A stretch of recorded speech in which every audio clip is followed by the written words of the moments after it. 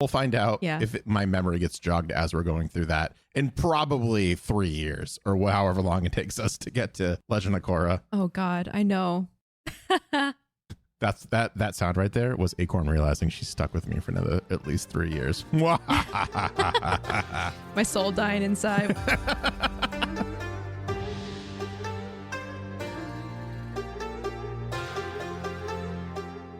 Welcome back to Avatar, the podcast.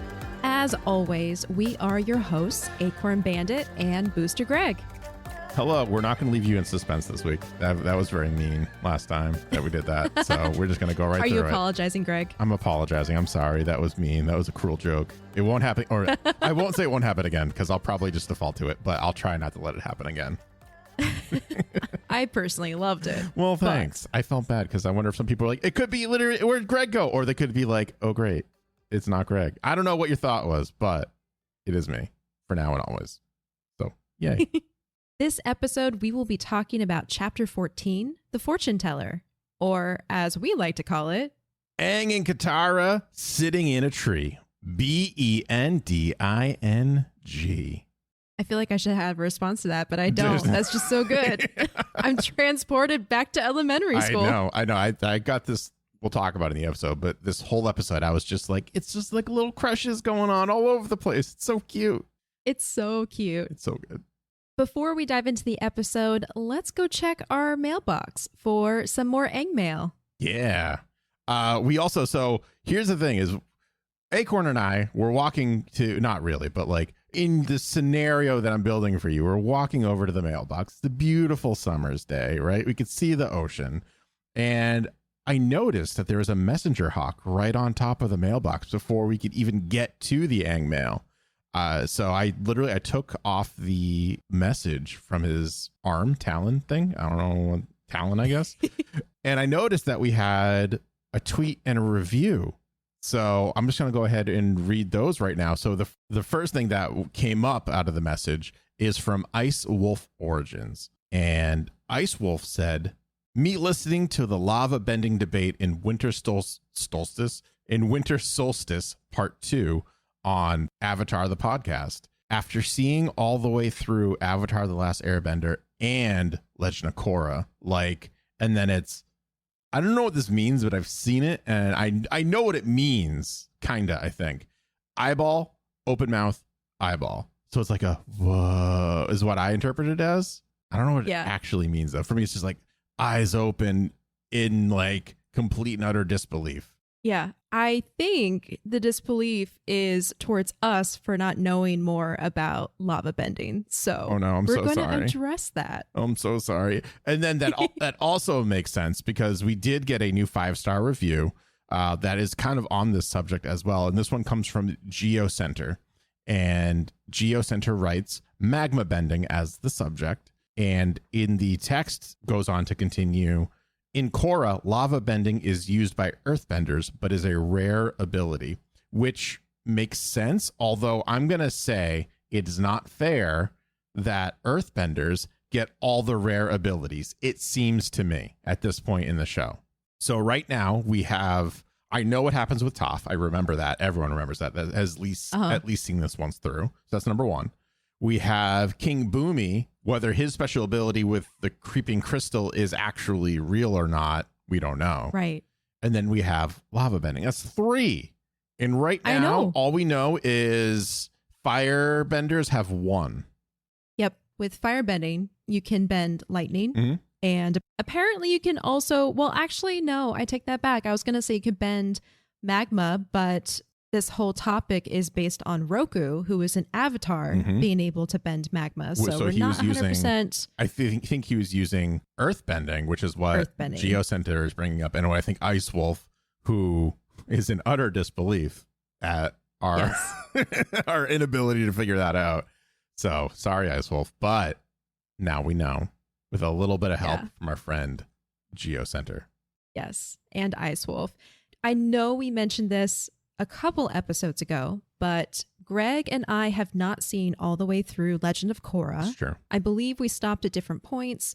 I want to say that I got to maybe season 2, season 3, And I think, Greg, you stopped at season 1, if I'm not mistaken. I don't even remember where I stopped. I remember, I told you the last thing I remembered, and I don't want to bring it up because it is spoilery. Yeah, but it's Amon.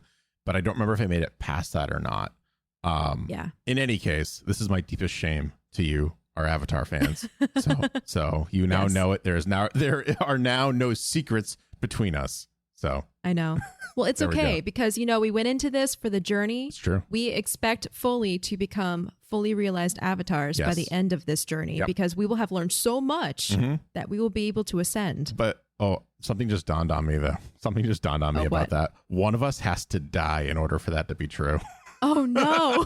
There can only be one avatar at the same time. Yeah. Oh, geez. Well, it's fine. We'll have a Survivor-style vote at the end of Korra. Yeah. We'll let the fans decide, I guess.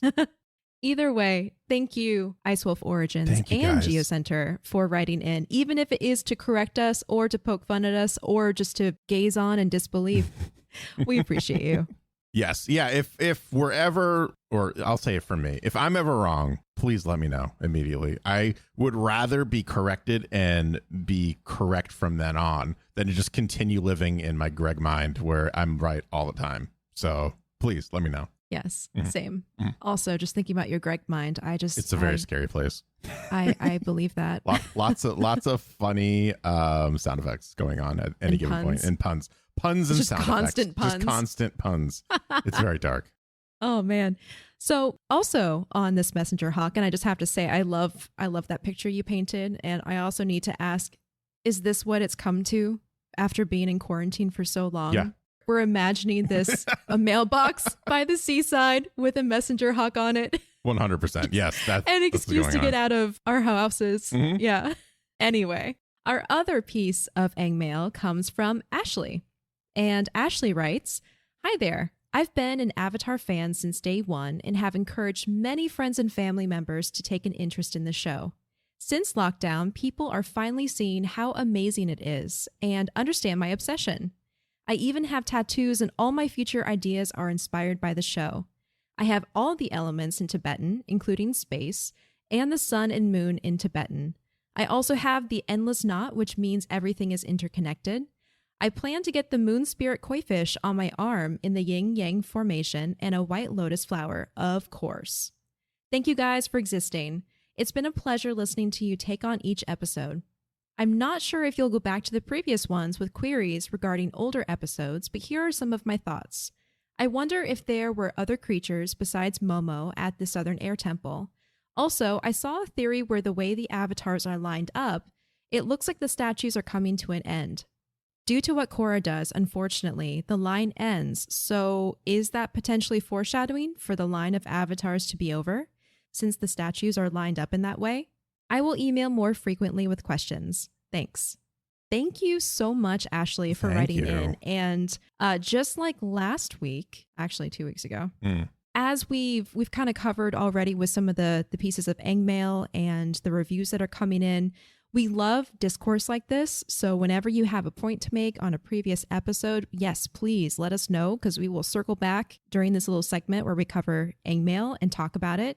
I have wondered that too about the creatures at the air temples, because we do find out later in the series that the sky bison were not extinct. Yeah, they're baby ones, right? I think I remember baby sky bison somehow. Yeah, they come back. Yeah, in Republic City, I believe, or somewhere.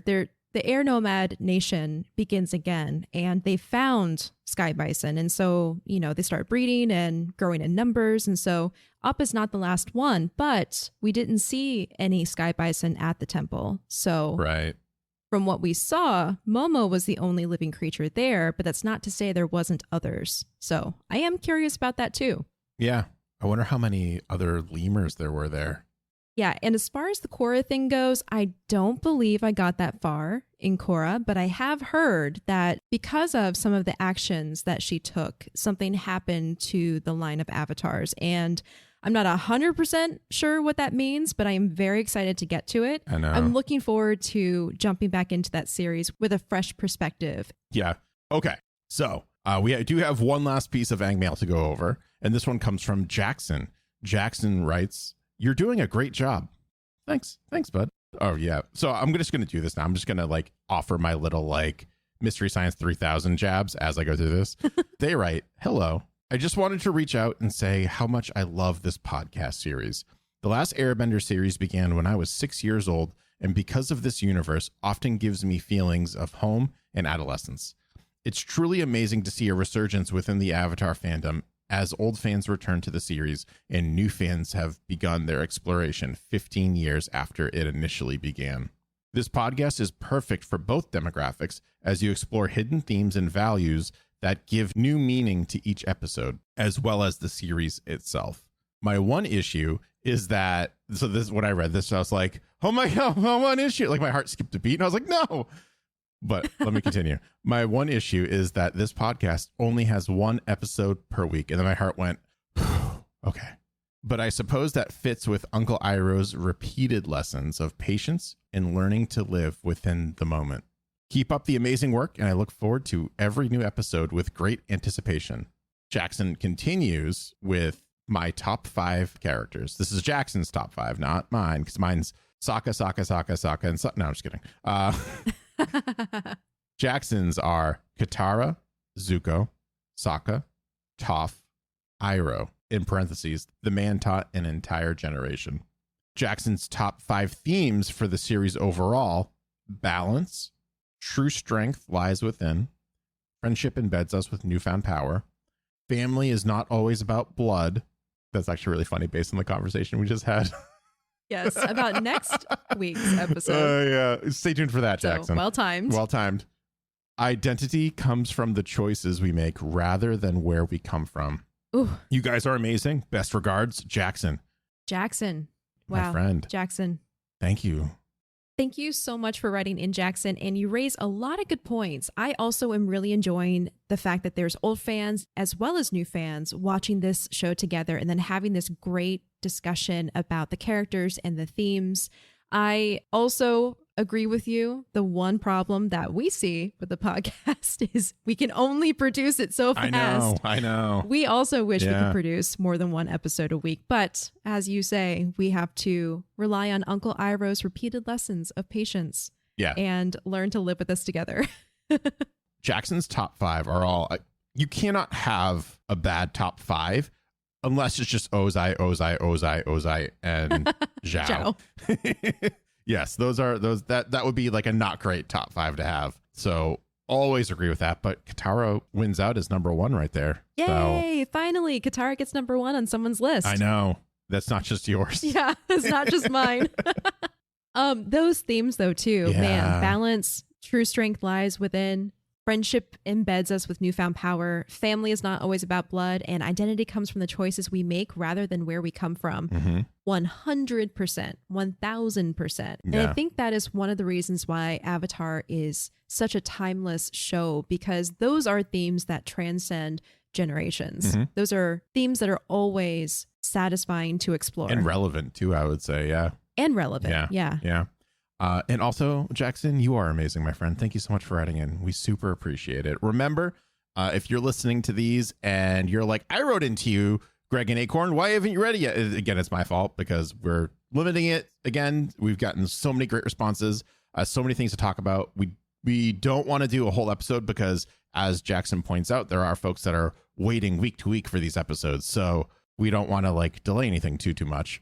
And if you wanted to write in, you could always email us at avatarthepodcast@gmail.com, or you can tweet at us at podcastavatar, or leave a 5-star written review.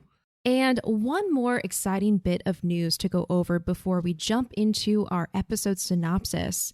We really appreciate all the support everyone has been giving to us, and we want to give back. So we are going to be running a giveaway for the Appa enamel pins. Yes, they're so good. Yes, I'm so excited. We're going to be giving away 5 of these over the next couple weeks. So as of today, you can hop on over to our Twitter at Podcast Avatar and find the link to the giveaway there.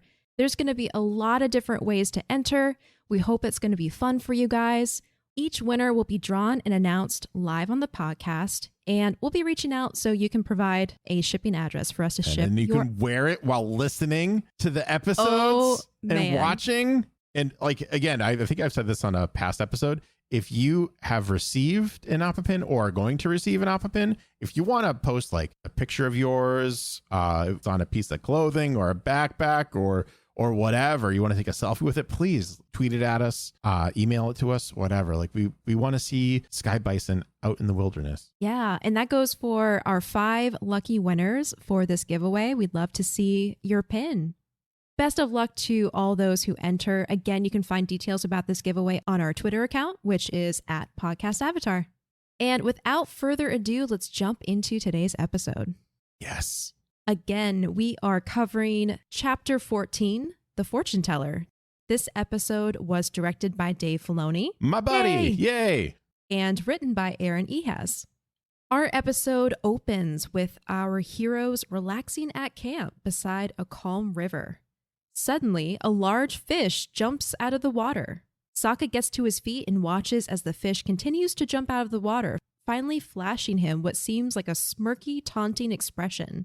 Convinced the fish is taunting him, Sokka grabs his fishing rod and promises that it's gonna be dinner. He soon discovers that the fishing line is missing from his rod and quickly finds out it's because Aang has used it to make a necklace for Katara to replace the one that she lost. I always thought that she got that necklace back for some reason. Like I never paid attention to it. Because Zuko had it with him in the waterbending scroll and shows it to her and is like, I can give you your necklace back. Yeah. But then I guess they ran away before he could. Yeah. And also, what a creep. Like, why are you still holding on to that? Yeah. It's basically leverage for him at this point. And I guess he's just holding on to it because he'll use it one day to, again, try to manipulate Katara. But I know it sucks that she hasn't been able to get it back yet, even though she ran into him and saw it and was that close. Yeah. So that fish, I learned it's called a Seitu fish, and it was a little unsettling how human-like its face was, right? Yeah. Yeah. I looked at it. I was like, I kind of blocked it out, to be honest with you. It was like, I don't like this fish. So disturbing you blocked it out. Yeah. Well, I did find it was a favorite food of the platypus bear, which kind of explains why in a little bit we'll see that the platypus bear was kind of hanging out by this river. But it's been known to grow to the size of a full-grown man and is similar to the catfish in appearance and freshwater habitat from our world. You know what it kind of reminds me of? What? Now that I'm like staring at it, I'm facing my nightmares for everyone right now. If you, as a child, were to misinterpret The Little Mermaid and thought that flounder was a monster, it reminds me of like a warped, deformed flounder. I can absolutely see that. It kind of has like a big forehead. Yep. Right? It has that like and like no chin. No chin. Yeah. It looks like Flotsam and Jetsam combined with flounder. Oh my God. Nightmare fuel. Nightmare fuel. Okay, I'm going to stop looking at it now. Yeah. I think it's really the eyelids that do it. The upper eyelids and the bags under his eyes. That's the part that's like, you know, too uncanny valley. That's just uncomfortable. Yeah, I agree. Yeah, move on, please. Sokka goes back to attacking the fish, this time with his dagger, while Katara puts on Aang's necklace. When she asks how she looks, Aang blushes and tells her that both look great. Sokka teases Aang for being smushy towards Katara, and Katara promptly friend-zones Aang by calling him a sweet little guy, just like Momo. That is heartbreaking. Ouch. He like finally realizes or is beginning to realize his feelings for Katara. And like I don't think he's like fully realized them quite yet. Like it's just kind of happening. And she's immediately like, he's like a brother. This is great. And he's like, what's the opposite? Yeah. What I wanted. Yeah. Oh, poor guy. Poor guy. Yeah. But at the same time, we've all been there. Yeah. It's one of those uncomfortable feelings of disappointment that we are all familiar with. Yeah. You think you're going to one direction. All of a sudden it's like, nope, you're not even on the right book. And you're like, oh man. Yeah. Okay, fine. Not even on the radar. Not even there. Sokka comes out of the river wet and empty-handed just as they start hearing growling nearby. Aang climbs onto a rock and sees a man getting attacked by a platypus bear. Sokka and Katara rush to him and see the man calmly dodging the platypus bear's attacks. He greets them pleasantly while continuing to dodge. Aang, Sokka, and Katara shout suggestions like making noise, playing dead, climbing a tree, and punching it in the bill. But the man assures them that everything will be fine. a quick note on this guy. So I couldn't find a name for him. Everything I've seen, including I went into the Avatar Wiki, I went into IMDb, with the usual places. They just called him the Calm Man. Is voiced by Clyde Kusatsu, who also did the voice of Basang in The Storm. Oh, it's the same voice actor. So we've seen it happen a couple times where they reuse voice actors. This is a notable one, but I think his voice is just so different that it wasn't obvious to me, I'll say. Yeah. Yeah. Yeah, you couldn't really tell. Mm-hmm. Aang finally steps in, ready to scare off the bear, but a nice big growl from Appa startles the platypus bear into laying an egg before running away into the river. The calm man thanks them for their help, but again says that everything would have been okay. Aunt Wu predicted he'd have a safe journey. He explains that she is the fortune-teller from his village. While Katara is intrigued by the thought of knowing her future, Sokka exclaims that the fortune-teller was wrong because he just almost seriously got hurt. But I wasn't, the man replies. He gives him the umbrella he brought with him under Aunt Wu's guidance and then leaves. A moment later, it starts raining. It's so good. He's just like, yeah, I could have been, but I wasn't. So everything's fine. And Aunt Wu was 100% right, and all is right in the world. And this is just how I go about things. Yeah. That's going to be a common theme in this episode. Yes. It's well, she was right in the end. Yeah. I mean, sure, the details might be a little muddy, but she was correct. So why are we questioning this? Yeah, exactly. When it rains, and there's that one little moment where Katara water bends to create her own like umbrella over her head. How cool is that? Yeah. Yeah, that was like very ingenious, but it also shows how much she's learned about bending, where it was very effortless too. And like, yes. So she's done this before, I would imagine, just with how casual she was with it. Yep. Little nods to her continued progress with being a waterbender, which I super appreciate. Yeah, for real. That little moment too, where they share an umbrella. I saw a fun fact that this is a very well-known and old romantic motif that's used in Japanese history and is also commonly used in manga and anime. Yep. Where two characters share an umbrella, and in Japanese, it's called ai gasa. Mm-hmm. And so I thought it was just like a sweet little moment, but then of course, once I read that, I was like, oh yeah, I have seen that before in other places. Yeah, I was really thinking about all of the anime that I've watched, and I couldn't place a specific example, but I've definitely seen this before. Right? Yeah, same. Our trio begins walking along the path towards the village the old traveler told them about. Sokka complains on the way about the fortune teller. Of course she was able to predict it would rain. The sky has been gray all day. Katara tells him that if he admits that he might have been wrong, he can share the umbrella with her and Aang. But instead, he sarcastically predicts that it's going to keep drizzling. Like magic, the sky clears up and the rain stops. Oh, Sokka, stop trying to tell the future. You can't do it. In this episode especially, it's like the universe is pitted against him. I love that so much. Like, that would be a really good movie, I think, where it's just like the universe is pitted to mildly inconvenience one individual throughout his life or her life or their life. That'd be really funny. It'd be like Final Destination, but not super violent, like a comedy. That's what I envision. Right? That, yeah. Yes. Man Seeking Woman is the closest show I can think of that has that kind of premise where the main character just has all of these very small misfortunes happen to him in succession. It's a really great show if anyone is looking for something kind of quirky and outlandish to watch. They really kind of bend reality in that show in a very good way. Actually, I haven't seen this. I'm going to watch this now, when I have free time, which I don't. It's on Hulu. Oh, good. Then I can definitely access it. Yes. Yeah. Sweet. Makapu Village sits nestled under the watchful gaze of Mount Makapu, surrounded by dense forest.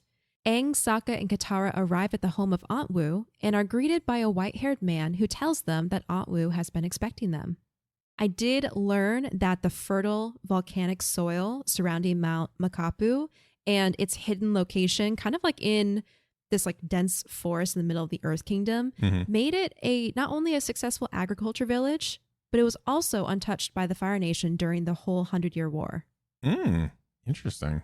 As we learned from the last episode, the Blue Spirit, the Fire Nation has been really involved in destroying things, including Taku, but it's nice to see a place that doesn't have any Fire Nation inhabiting the village or taking over the supply chain or forcing people to mine in the caves. It's just these villagers. And while they have their own issues, like believing way too much in fortunes, it's a nice little place to visit. Yeah. Oh, for sure.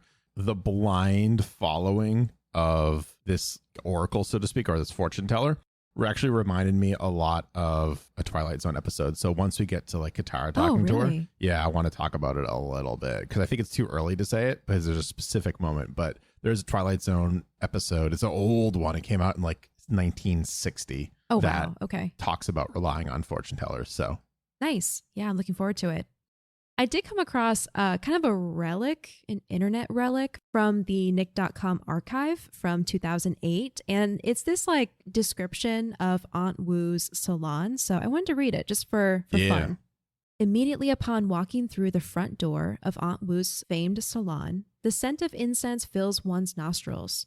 The waiting area contained mystical objects, crystals, and colored smoke. The back room of the salon was dimly lit, and it was where one's fortune was revealed. Aunt Wu performed one of 4 different techniques for her visitors to read his or her future: reading the bones, cards, a teacup, or one's palms. None of the experiences cost anything, which made it a must-see for any traveler. Interesting. It kind of sounds like a description from a travel book, right? Yeah, it does. Yeah. I want to go there now, and I want to get my fortune read specifically by her, by Aunt Wu. What would you ask her to read your fortune about? I don't know. That's the thing. I don't know. I think I honestly, I would just want to walk in and I would just want to be like, what do you see at this point? I feel like if you had asked me this like 15 years ago, maybe 20 years ago, I'm really dating myself on this one. I probably would be very similar to what Aang and Katara are kind of looking for. And that's like information on like, a future love interest or something like that, like more like romantic side. But now like, I'm an old man. I'm settled in my ways. I don't worry about any of that stuff. So I'm just like, I don't know, man. Tell me what you see. Tell me something cool. Tell me something cool. Right? Yeah. Man, you really are Iroh. Yeah. A young girl greets them inside and introduces herself as Meng, Aunt Wu's assistant. When she sees Aang, she is instantly infatuated.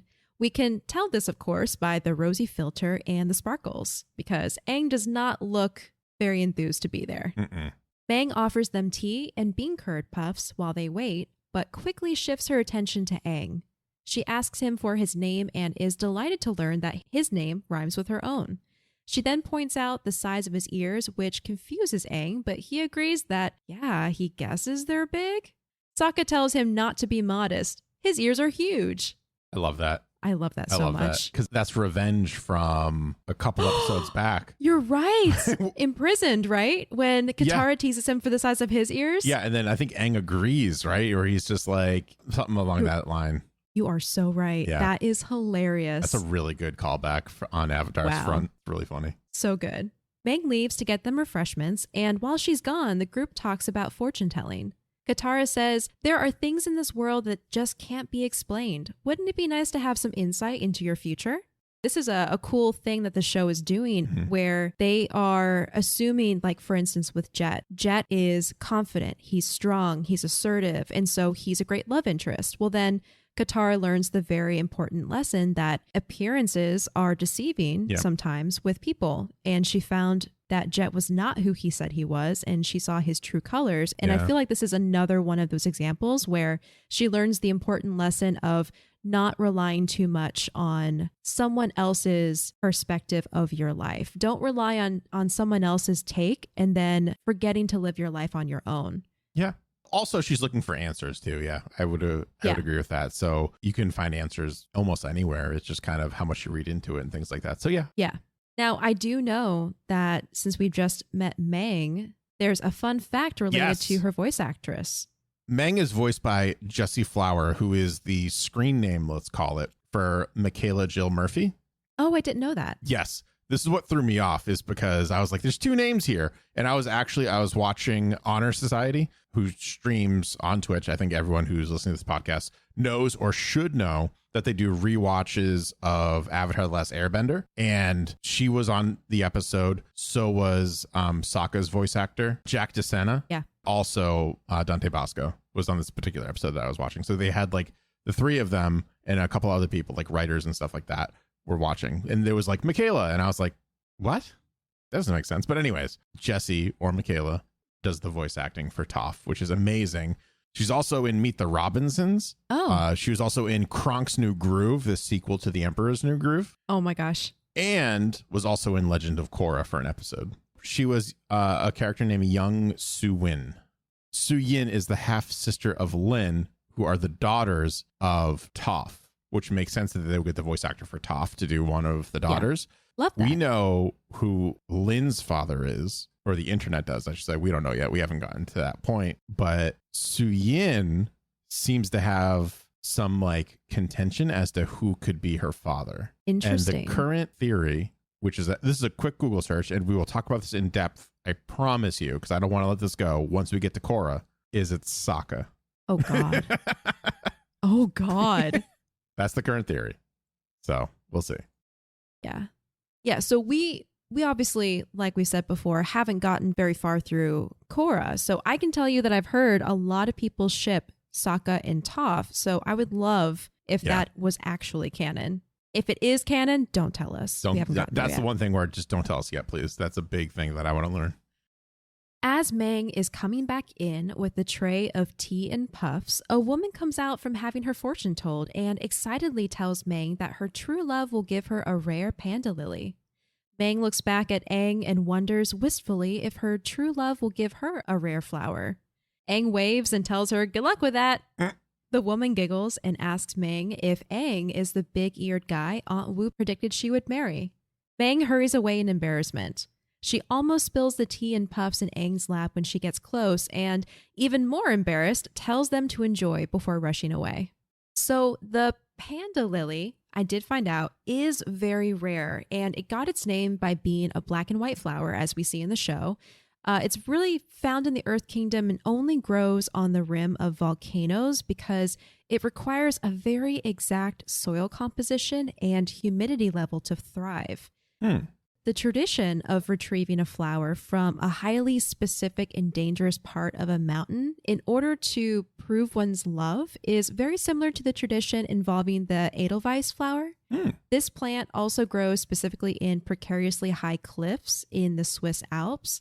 And so a gift of one of these to a Swiss maiden is said to be the ultimate symbol of love. Interesting. So I wonder if that is where they drew inspiration for this, but I do think it's interesting how there's the panda lily as a symbol of love in the Earth Kingdom, and then the fire lily that's, I think, supposedly a symbol of love for the Fire Nation. It makes sense that each different kingdom would have their own like symbol. Yeah. At that moment, a mature Earth Kingdom woman dressed in yellow robes comes out to greet the group and asks who is next. Sokka and Aang avoid eye contact, prompting Katara to volunteer. She excitedly gets up and follows Aunt Wu. Aang fidgets and wonders out loud what Katara and Aunt Wu will talk about, and Sokka replies, "Boring stuff. Love, who she's going to marry, how many kids she's going to have," while digging into the bowl of bean curd puffs. Aang looks nervous about this thought and quickly excuses himself to the bathroom. Aang sneaks down the hallway to eavesdrop outside the paper screen door where Aunt Wu is giving Katara her fortune. Katara asks about her love line, and Aunt Wu tells her she sees a great romance for her. The man she is going to marry will be a very powerful bender. Upon hearing this, Aang's nervousness melts away and is replaced by a smug grin. He leaps into the air in victory, believing Aunt Wu to be referring to him, and struts back to the front room. So good. So cute. So So cute. adorable. Aunt Wu and Katara soon join them, and Aunt Wu asks who's next. Sokka gets up and sighs, saying, "All right, let's get this over with." Without missing a beat, Aunt Wu deadpans, "Your future is full of struggle and anguish, most of it self-inflicted." Sokka protests, saying she didn't even read his palms or anything. I love this. Aunt Wu replies that she didn't need to.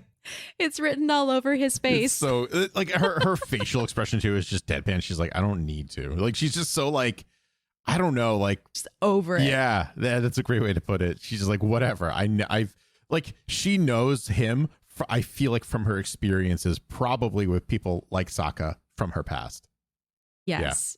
It is clients like Sokka that has given her her gray and white hair. I also wonder if there is someone in her life that was like Sokka that maybe like scorned her or something like that. Not purposefully, mind you, but just like, because Sokka's fairly in his own world pretty much all the time. And this journey is not only learning about getting Aang to where he needs to be as an avatar, but like Sokka growing as an individual. We've seen him get over his prejudice against like women being able to do more than just like, I don't know, stay at home. We've seen him get over his prejudice against the Fire Nation, specifically the citizens. And now we're kind of like his worldview on fortune telling is it's crap and it's not real. And we're going to learn a little bit about that as we go through. So it's very interesting to like, maybe she sees that in him, what happened and not what is happening. Oh, I like that. So she's seeing Sokka in his work in progress position and not how much progress he's made as a person from the start of our journey to here. Right. Because if she actually did any sort of like the divination that she does, she probably would see that like he's going to be something, but she doesn't, because she sees who he is as he is currently and knows what he's like from her experience with those kind of people from the past. Oh boy. Did you just debunk Aunt Wu? No. So I think she can actually tell the future, but I think that she has to use the abilities, right? Okay, so she's just looking at him like standing there and she's not doing a reading, so she doesn't see where he's come from. She's just like, I don't even need to because I know your type. 100%. She got in her own way at that point. Interesting. And it doesn't affect her at all, right? Like there's no negative. It's like I say, she got in her own way. So now like the world's going to end. No, like, you know, she's right about everything so far. That's how she got this whole town to follow her, whether it's through, I don't know, generalizations or not. But like, she allows her past experience, in my theory, to not cause a fortune reading. To prevent her from doing a fortune for Sokka. Because she feels like she doesn't need to. Right. Gotcha. Yeah. Cool. Mm-hmm. At that point, Aunt Wu leads Aang to a secluded room that is lit by candles and a small fire at its center. She explains that the most reliable way of telling fortunes is with bones because the bones never lie. She instructs Aang to take a bone and throw it into the fire. The cracks that form will reveal his destiny. Mm-hmm. So I did find a word for this. Apparently, Aunt Wu's fortune-telling method of choice is osteomancy. It's a specific one, though. So I did this research, too, because I was like, oh, that's very interesting. Osteomancy by itself was actually more Africa and South America, specifically. There's one... It's like a pyromancy, like variation of osteomancy, which is what she does. So osteomancy in and of itself is just throw the bones on the ground, look at what happens, the order in which they're in, stuff like that. Throwing them in the fire is different, and that is specific to ancient China. Oh, gotcha. Interesting. Yeah, it's very cool. So it's like not only the cracks in the bones, but I think how the fire interacts with the cracks in the bones. Very cool. Okay, so yeah, osteomancy, then, if that's the case, has a lot of origins in Africa, but then osteomancy, the version that's related to pyromancy, has its origins in ancient China. And that's the one that I was reading about because that one apparently was practiced in the Neolithic period and Shang and Zhou dynasties in the form of burning or heating oracle bones, which were usually the scapulae or the shoulder blades of oxen or turtle shells to produce cracks that were then read as these fortunes. And so this is the one that they based Aunt Wu's fortune telling off of. It's called pyro-osteomancy. Okay. That would make sense. Yeah. Also, real quick, I forgot because we were talking about Aunt Wu. The voice actress for Aunt Wu is Sai Chin. She has been in so many things. It's ridiculous. It's kind of ridiculous. So Memoirs of a Geisha is one of the more recent well-known things she's been in. Grey's Anatomy, Agents of S.H.I.E.L.D., Now You See Me 2, Casino Royale, and another James Bond movie, an older one, though, You Only Live Twice, which had Sean Connery, I believe, as the James Bond for that one. Oh my God. So she's been around for a little bit. You just listing those movies immediately gave me the actress's face in my head because I know exactly who you're talking about just because of the roles in all of those movies. That is very cool. Yeah. And our last fun fact before moving on in our story is the design for Aunt Wu's fortune salon was done by none other than Elsa Garagarza, who was the architecture graduate who designed Fire Lord Ozai's throne room. I was going to say, that name sounds very familiar, just like we talked about it just last week. Yeah. Or 2 weeks ago at this point. Yeah. Yeah, exactly. So I am a personal fan now of Elsa's work. I might go look into her other projects because just seeing the sketches, if anyone wants to Google it, just seeing her sketches for Ozai's throne room and Aunt Wu's salon, the amount of detail is beautiful. Really great work. All right, so Aunt Wu and Aang take a seat by the fire and watch as the bone is heated by the flames. Soon, a very large crack nearly splits the bone in two.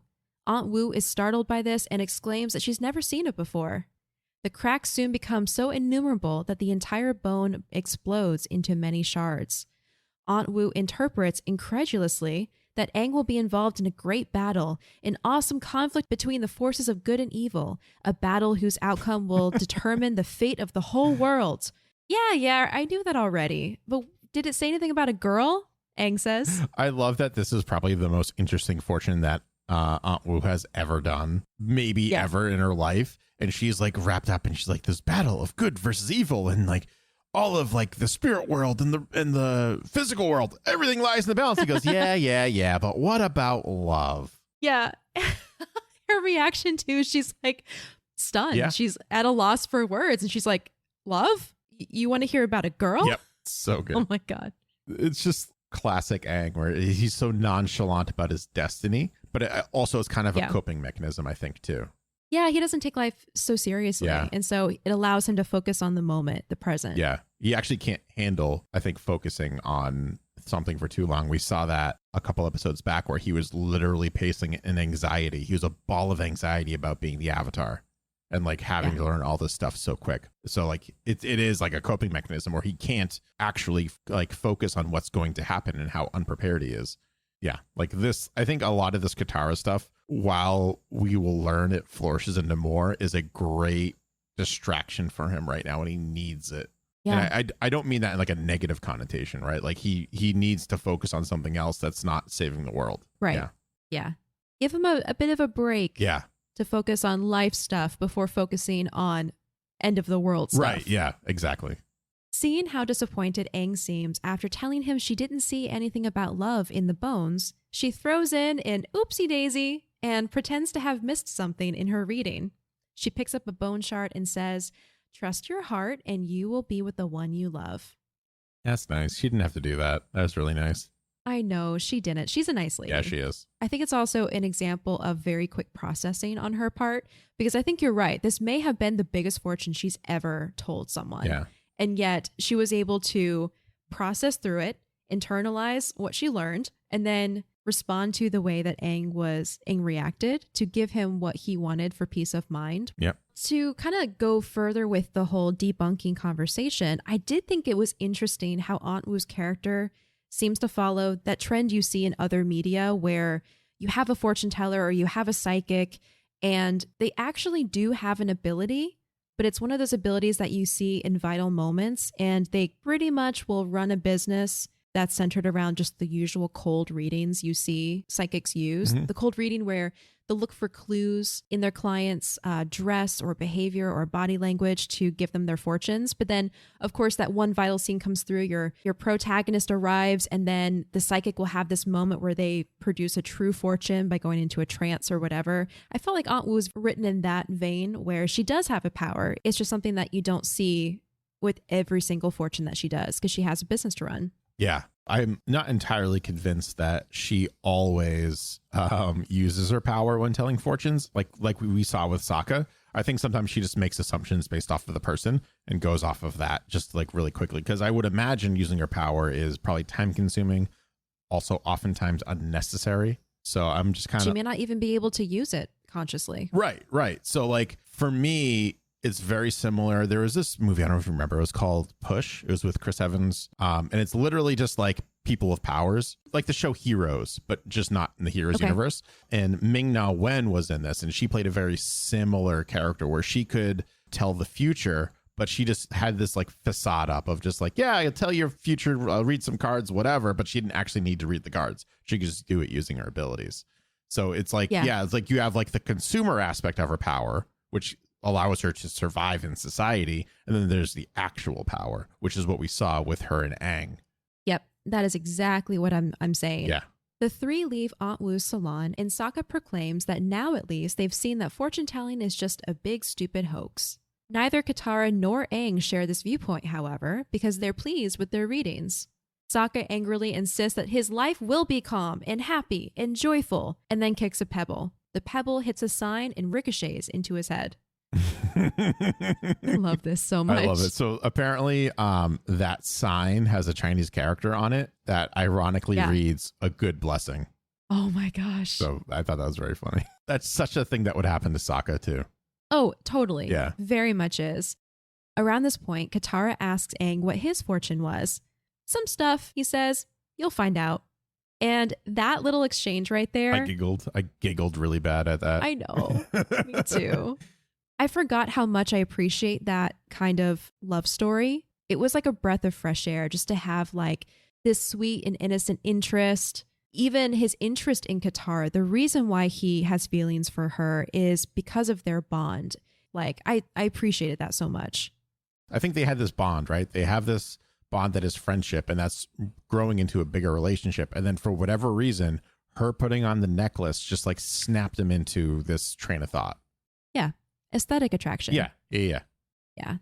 I just love it. I'm honestly over a lot of relationships and the way they're depicted in mainstream media nowadays. It was nice. The group notices that a crowd of villagers are gathering in the town square and learn that they're waiting to hear Aunt Wu's annual cloud reading that will predict the fate of the village. Aang makes the comment that one of the clouds looks like a fluffy bunny, and the calm man they met before tells him he better hope it's not a fluffy bunny because that would point to doom and destruction. I like that. I like that a lot. Me too. A nearby villager explains that Aunt Wu's cloud reading will predict whether or not Mount Makapu will remain dormant for another year. The calm man says that they used to do this themselves by climbing up the mountain to check on the volcano. But ever since Aunt Wu moved into the village 20 years ago, they leave it to her predictions. So the volcano is called Mount Makapu, right? Which means bulging eye in Hawaiian. That is also a name that is given to the extreme eastern end of the island of Oahu in the Hawaiian Islands. So cool. Yeah. I like that. I like the origin, how it's Hawaiian, it's islander in origin, but it's a volcano, so volcanoes are typically found in those island regions, right? Yep. Nice little nod there. Yeah. Aunt Wu arrives and takes her place. Using the shapes of the clouds, she predicts good crops, a good year for twins, and the village not being destroyed by the volcano.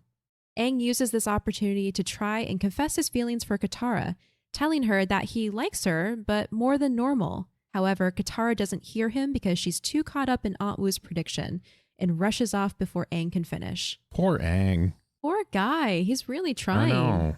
He's trying to manifest his destiny right now. Follow his heart and he will find his true love. And his true love is just oblivious because she's so focused on, fortunes. Well, she's so focused on Aang without knowing that she's focused on Aang. Isn't that hilarious? That's really funny. I like that. I love that. I'm sorry, everyone who ships Zutara, but yeah, I'm a Katang shipper. I'm sorry. Yeah, me too. We're going to talk about it, though. We're going to discuss it when it comes up and explore that a little bit. So I could change my mind, too. I reserve the right to change my mind once they start focusing on Zuko and not having a stupid top knot thing. True. Yeah. When that comes up, his top knot is long gone. Yes. It soon becomes apparent that Katara is obsessed with hearing more about her future. She visits Aunt Wu once more and asks for a reading about the man she's supposed to marry. Then, if she should dress warmly the next day, and finally, what she should have for breakfast the next morning. With each question, Aunt Wu is becoming more and more agitated until she finally politely kicks Katara out. So I think I'm going to say it right here really quickly, that Twilight Zone episode. Yeah. There's one, it stars William Shatner. This one is called Nick of Time. And I'll say it very quickly because I know our time is getting close on this one. William Shatner goes into a diner with a girlfriend, wife, whatever. There is, remember those old timey jukeboxes that were on each table? Oh, yeah. Like in old diners. So they have one of those. And they say that this can tell your future if you put in a quarter. So William Shatner puts in the quarter. He gets like a prediction of a waitress is going to drop a glass, for example. And the glass drops and he goes, oh, that's really neat. Let me put another one. And puts another one in and it keeps on going and going and going and going. His girlfriend leaves him. He's still in this diner, putting in quarters, feeding this fortune telling machine. And his fortune ends up being that you're going to die in this seat. Oh, man. Something to that effect, or something sort of like, you're never going to leave this seat. And that causes him to like kind of snap out of it and realize what has happened. How much time had passed? I don't even remember. It's been such a long time. So like I watched this like maybe 10, 15 years ago, but it's one that stuck with me very succinctly because of the message it's trying to portray. Yeah. If you try to figure out your future, you will just get fixated on it. And eventually your future is going to be nothing because you're just too scared to leave. You're too scared to do anything because you don't know what will happen. You have the safety blanket of knowing what will happen next. Why would you leave that? You would leave it because you have to live your life. So what Katara, the reason why this brought up memories for me is because Katara is literally doing that same thing with Aunt Wu. She's just like, well, tell me more. What is this? What is that? Like, should I wear a jacket tomorrow? Like, what should I eat? Like things like that, right? Like she gets very like, all of a sudden she doesn't know what to wear the next day. Yeah, she almost becomes helpless, right? Exactly. It's like she hands over her autonomy as a person and just instead asks for the answers to every action that she's about to take. And like, why wouldn't you, right? Like, if you knew that you could like, you're going to stub your toe tomorrow and it was going to suck really bad, wouldn't you want to know that so you could just be a little more careful and not stub your toe or avoid that corner? Yeah. But if you avoid that corner entirely, you never go to that part of your house again. And then all of a sudden what happens with that? It's very like interesting, this whole kind of like the dangers of knowing too much about your future, but also there's a lot of, we talked about it already on a prior episode, determination or determinism versus free will, which is also kind of in here, because if someone can tell the future, do you really have free will? Right. So exactly, a lot going on in this seemingly kind of filler episode. That's its only like real thing is to kind of establish Aang and Katara, seemingly. Yeah, exactly. And that's what I love about it. Yeah. Even in voice acting, even in the most filleriest episode of the filler episodes, there's still like a voice actor whose name is noteworthy. Yeah. Just like in fluffy episodes like this, there's still deeper themes to explore. Yep. Love it. Yes. Back in the village square, Sokka is steaming about the villagers' blind faith in Aunt Wu's predictions. He sets out to prove Aunt Wu's predictions wrong by asking each villager what Aunt Wu's prediction was, and then trying to show them that the resulting change in their behavior will of course make the prediction come true. But his reasoning falls on deaf ears. I love how this plays out and just how blind to logic and reason the villagers are, because he goes up to that first guy and he's like, hey, what did Aunt Wu tell you? What was your prediction? Well, that I'd find my true love when I was wearing red shoes. Yeah. And Sokka's like, okay, so those red shoes you're wearing, how many days have you worn them? Every day. Well, ever since she gave me the fortune. It's like, well, then of course you're going to meet your true love if you're wearing red shoes every day of your life. But the guy's like, whatever. Well, the guy wasn't, this was very funny. The guy wasn't whatever. The guy was, he was just like, he's like, gee, thanks. It's almost like, so he said, oh, that's right. His train of thought is, if I wear these shoes every day, I'm going to meet my true love. And Sokka's point is, yes, of course, if you wear the same thing every day, eventually you're going to meet your true love, and you're just going to so happen to be wearing those shoes. But he took that as a affirmation of what Aunt Wu told him. Yes. Which was very funny. Yes. Completely misunderstood what Sokka was trying to do. Yeah. Sokka's mission gets interrupted when Aang asks him for advice on girls. Because, Sokka's like the expert on this topic. He's kissed one girl ever in his life. But, Thinking Aang is referring to Mang, Sokka gives him the advice that he should act aloof because nice guys like him just mess up by being too nice. Aang, of course, referring to Katara, takes this advice to heart and leaves just as Mang comes up to say hi. Sokka is impressed at this immediate example of aloofness with Mang and says, wow, that kid is good. Aang finds Katara leaving Aunt Wu's and follows her to the market where she buys a papaya, even though she hates papayas. He practices being aloof, which predictably backfires and makes him wonder if being aloof isn't his style. Just then, he sees the woman who received the panda lily fortune from Aunt Wu nearby. Another villager, now presumably her true love, is giving her one of these rare flowers, and Aang butts in to find out where he can get one of those flowers for himself. He doesn't just butt in, he sandwiches himself in between the two, and it's like crawling on them, and it's just like, where did you find these? So they're having this like really intimate, like romantic moment. And he's just like, hey, this flower here. Where'd you get this? Exactly. Aang ropes Sokka into his plans, and the two of them hike up Mount Makapu to find one of these rare flowers. Along the way, Aang explains to Sokka that he's seen the panda lily in action, and boy, does it work. Sokka's wise and sage advice is that flowers are fine once you're married. But during these early stages, Aang should maintain maximum aloofness. They reach the rim of the volcano and find more than just the delicate panda lilies. Aunt Wu was wrong. The volcano is active and it looks like it's about to erupt. Aang and Sokka fly back to the village on his glider to warn the people in the village of the coming danger. They find Katara in front of Aunt Wu's complaining about getting kicked out again after all the free business she gave her. Katara defensively tells Sokka that it will take a lot to convince her that Aunt Wu is wrong. A distant rumble and smoke emitting from Mount Makapu quickly takes care of that.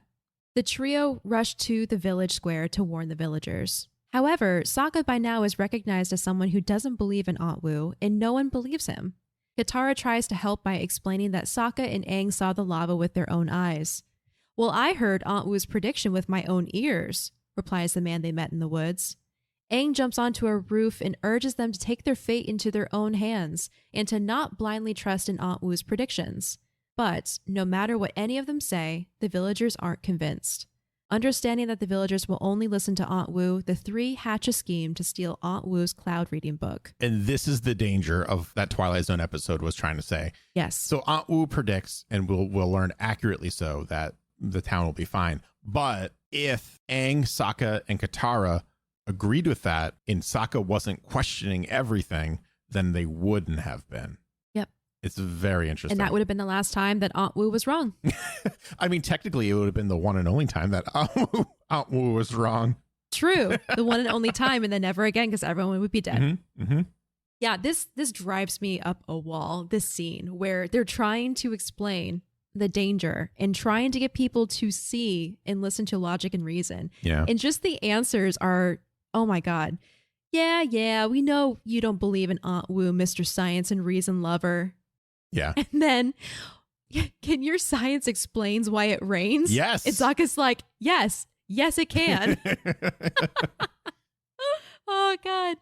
But like, this willful ignorance is uncomfortable to me because I know there's people in our world just like this. Yeah. Just like in any world, there's going to be a huge variety of people who believe some things and don't believe others, who subscribe to science, and then others who subscribe to complete unfounded beliefs. But it was just painful for me to watch this as someone who does believe in logic and reason and science. Oh, sure. Yeah. And the other thing I just want to point out really quickly is Aunt Wu apparently drinks her own Kool-Aid, so to speak.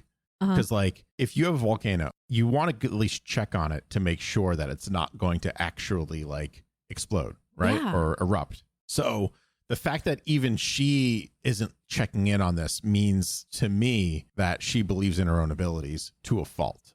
So I thought that was interesting, because like a con artist would be like, yeah, that's not going to blow up. And then like the second anything starts to happen that looks like it's going to erupt, they're gone. They're like, oh, I was wrong. Time to go.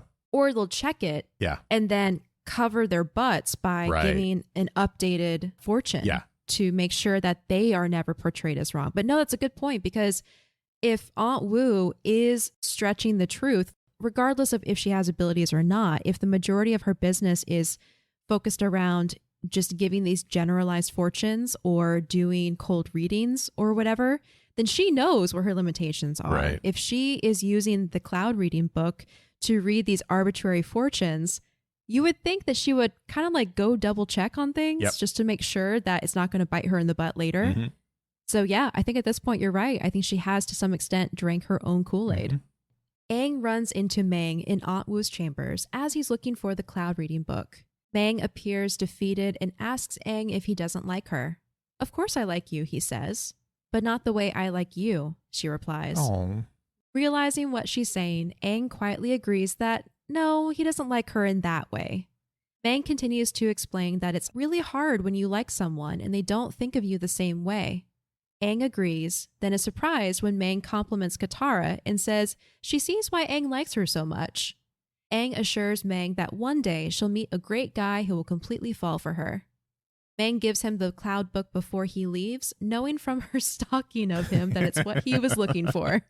Her little grin was so funny too. Like a little ashamed. Yeah, it's a little bashful, like, so I may have been stalking you, and so I grabbed this ahead of time. Here you go. Yeah. I think this is a good lesson though, because I think a lot of times we will get hung up on our own feelings and forget that the other person in the situation has their own feelings that should be respected just as much as yours. Yeah, 100%. So like Mang isn't trying to force Aang into a relationship with her. She's just hoping that he'll feel the same way. And then when he's not, she just admits that it's hard and then moves on. Kind of. I mean, it's going to take her a little bit to get over it, but it's like she comes to terms with it not happening and just accepts that she'll have to get over these feelings regardless of how long it takes. Right. There's no violence. There's no outburst. And she even helps them. Yeah. Yeah. With the book in hand, Aang and Katara fly into the clouds and bend the clouds into the symbol for volcanic doom. Surprise! A skull. I thought it would be a bunny. Right? A fluffy bunny. This scene though, oh my gosh, this scene. Yeah. I didn't realize that this is one of the scenes that Aang flashes back to in a future episode when he's thinking about his feelings of Katara. Oh. Yeah, I'm gonna mention that right now so we can all remember this when we get to that scene in the future. But I thought this was so beautiful and low-key super romantic for these two benders who we now know are destined for each other to use their combined bending to create this thing in the clouds. It's like so picturesque. It's really cool, yeah. Again, I'm going to repeat, I am an unashamed Katang shipper. I'm sorry, all of you Zutara fans out there, but I'm just going to gush whenever there's cute things like this. And I might flip-flop, so soon I'll be on your side, my friends. Soon. On the ground, Sokka brings Aunt Wu to the village square to show her the foreboding clouds forming above. Aunt Wu gasps in horror. After that, they have the attention of the village. Aang and Sokka present their plan of digging a big trench around the village, which will allow the lava to be channeled towards the nearby river, instead of into the village. With the help of the village's earthbenders and a lot of shovels for everyone else, the trench is dug just in time for the volcano to blow. Did you notice that right after the cut, when it comes back to them gathered in the village, it's the war music from the Southern Water Tribe? No, that's really cool. It's the tribal music with the drums that we first heard in the first two episodes when Sokka's like, okay, men. Oh. We have to prepare for war. He has a theme. That song. I love that. Yeah. And then also I love the fact that Aang introduces Sokka by saying, all right, everyone, Sokka has a plan. It's like, oh, Sokka has a plan, fam. We're good. Sokka, the idea guy, has a plan. Finally. You have one job, Sokka. Give us those brilliant ideas. Also, small thing, but I wanted to bring it up so we could talk about it a little bit. The two twins in this episode, Poi and Ping. Voiced by Cameron Monaghan, who was in Shameless, Gotham, Reign of the Supermen, the animated movie. He voiced Superboy. And for all those Star Wars fans out there, the latest Star Wars game, Star Wars Jedi Fallen Order, he's the main character. Oh, wow. And his likeness is actually used for that character. So no way. Yeah. So he does. He's like pre-puberty in this, so it doesn't sound anything like them. I think they have one spoken line, the two of them, but it is him. So that's really cool. So like on his IMDb, this is way on the bottom. Yeah. Yeah. I love that. But yeah, with Poi and Ping, it's definitively shown that even with identical twins, one of them can be born a bender while the other is not. Yeah. But of course, the exception to this identical twin rule is with the air nomads, because with the air nomads, twins, if one of them is an airbender, the other is an airbender, like period, forever and always. It almost adds like a mystical element to bending and not like a genetic. So it's more like magic and less like X-Men, essentially, is how I'm kind of viewing it, right? Like a mutation. Like a mutation. You're right. Right. Exactly. So like, I always thought that like twins would both have it because technically, if you want to get really scientifical, it was the same embryo essentially, and they just like split, right? And now they're that. But it's more of a magical, just kind of like chooses seemingly at random who gets to bend and who doesn't. So I thought that was a nice touch. You know what it could be, and you might hate this. I'm bracing myself right now. Could be midichlorians. That's the worst. I hate them so much. I know you do. A lot of Star Wars fans hate them because why? Just why? Why do you need to explain it? It just is. Kind of like bending. Yeah. It just is. It just is. That's all you need. Mm-hmm. As the trench around the village fills with lava, it soon becomes clear that it won't be enough. There's simply too much lava for it to contain, with even more flowing down the mountain. Sokka and Katara begin to flee to safety, but turn to see Aang where they left him, staring into the heat and smoke. Aang leaps into the air and uses his airbending to push the lava back with an incredible gust of wind. Then he uses his breath to bend a second gust of wind that cools the lava in place for miles around the village. Sokka looks on in stunned amazement and remarks, "Sometimes I forget what a powerful bender that kid is." "What did you just say?" she asks. "Nothing," Sokka replies, "just that Aang is one powerful bender." Realization and wonderment pass over Katara's face as she quietly agrees, "I suppose he is." Yeah, I know. Oh my God. This scene is so good, specifically for the cuts and the decision to pan across her face. Yeah. If I can just geek out for a moment about the cinematography and the way that they animated this, them running away and then it cutting back to Aang doing these huge bending moves to save the village. And then Sokka looking at Aang through the soot and the smoke and it cutting to Aang just standing there. And then the camera pan across Katara's face as you can watch her face realize what he just said and what it meant. Yeah. I watched it like 5 times. It was so good. It's also very interesting to see the difference between how Aang realizes he's starting to develop feelings versus Katara. Like Katara does this very small gesture, which is wear a necklace that Aang made for her. And all of a sudden, Aang is struck by these feelings. Yeah, it's his catalyst. Is a very good way to put it. And then it's this huge, momentous thing that Aang's doing in conjunction with this like advice or whatever, this fortune that Katara sees what was in front of her the whole time. So it's very interesting to see that dichotomy, I guess, for lack of a better term, just the difference between the two. Yeah. Oh, no, I love that point. You're right. I think it takes less convincing emotionally for Aang to be all in on liking Katara. But then for Katara, who's so focused on like her destiny, it takes this fortune, quote unquote, becoming true in front of her eyes for her to see what's been in front of her face the whole time, like you said. Right. Oh, that's poetic. Yeah. That's beautiful. It also shows their personalities, like you said, very well. Like Aang is a very simple boy with simple wants and desires and needs and stuff like that. Like he has this huge prophecy in front of him, but if you take that out of it, he's just a simple little kid. And Katara is really focused on saving the world. I would say more so than Aang at this point. I think so too, or at least she's more outwardly focused on it. Yeah, for sure. Before the gang leaves the village, Aang returns Aunt Wu's book. She is amused that Aang stole the book and controlled the clouds in order to save the village and calls it very clever. Sokka, still trying to get through to the villagers, says he hopes everyone learned a lesson about not relying too much on fortune telling. But Aunt Wu was right, says the man they met in the woods. Aunt Wu predicted the village wouldn't be destroyed, and it wasn't. Katara steers her brother away before he gets too angry again. Yeah. I'm shaking my head too. I'm just like, these villagers. These villagers. Aang asks Aunt Wu if she didn't really see love in his fortune and was just telling him what he wanted to hear. "I'll tell you a little secret, young airbender. Just as you reshaped those clouds, you have the power to shape your own destiny." As another adventure comes to an end, our 3 heroes get back on Appa and say goodbye to the villagers. "Take care, Mang," Katara says. The little girl smiles and waves, but then scowls a moment later after they've left. Floozy. I love this so much. It's such a stupid little thing, but every time I watch this episode, I just started cracking up because she's just like, yeah, I'm super positive. As soon as they're gone, floozy. And the word floozy, too. It's just an old person word. I love it. It's such a good choice.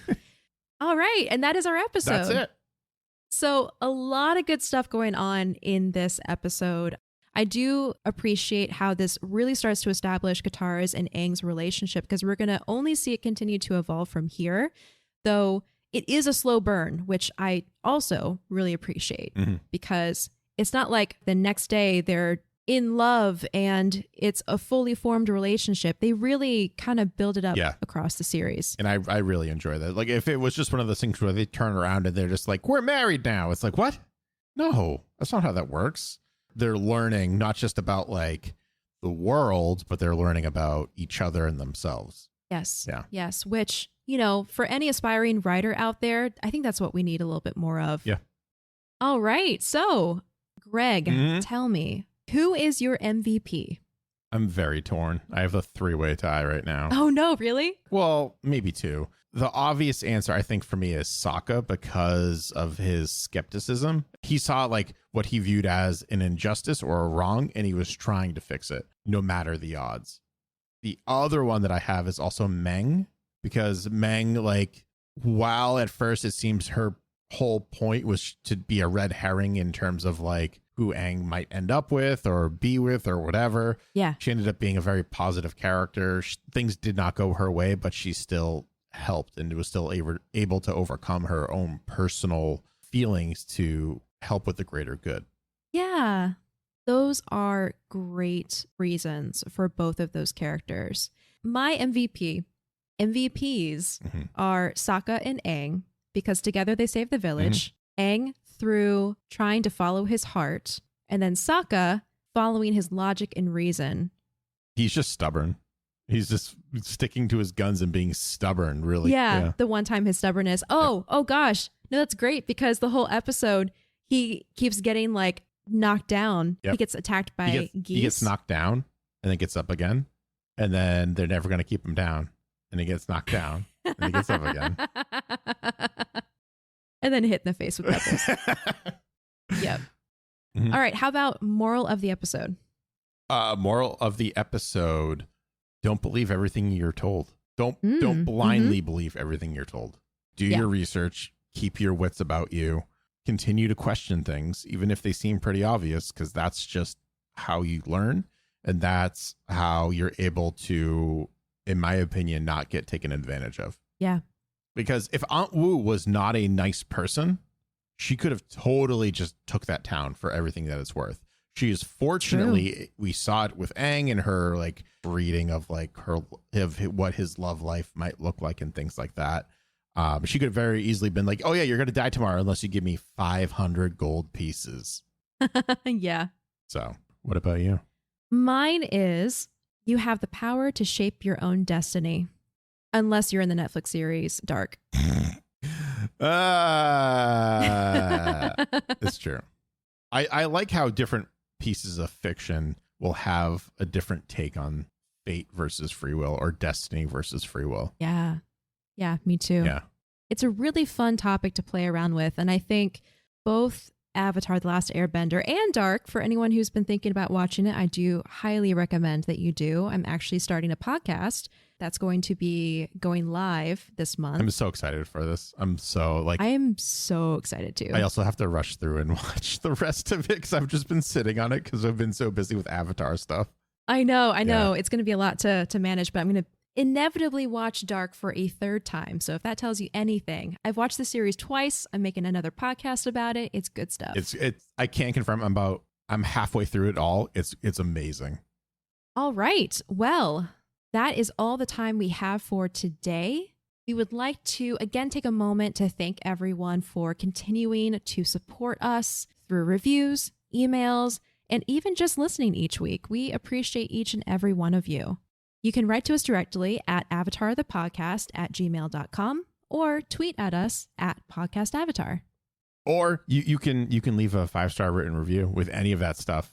And remember, if you are caught up on all the episodes and you want to hang out with me for a little bit longer, you can do so over at twitch.tv/BoosterGreg every Monday and Friday night at 8:30 p.m. Eastern Standard Time. We've had a couple of new friends join us from the podcast. So if you want to even talk Avatar, we can do that. Right now, I realize if you watch this in 2 years, it's not going to be the case anymore. But right now I'm playing Ghost of Tsushima, which is like really scratching that feudal Japan itch that I have whenever I see like the Fire Nation. So it really is. It gives you the feel. So it's a really good time. It's a gorgeous game. Oh, it's so good. And you can find me, Acorn, on Twitter at AcornBandit and online at joysans.com, where I create enamel pins. Coming up next time, how to deodorize a stinky sky bison, and the true meaning of family. All this and more next time on Avatar, the podcast.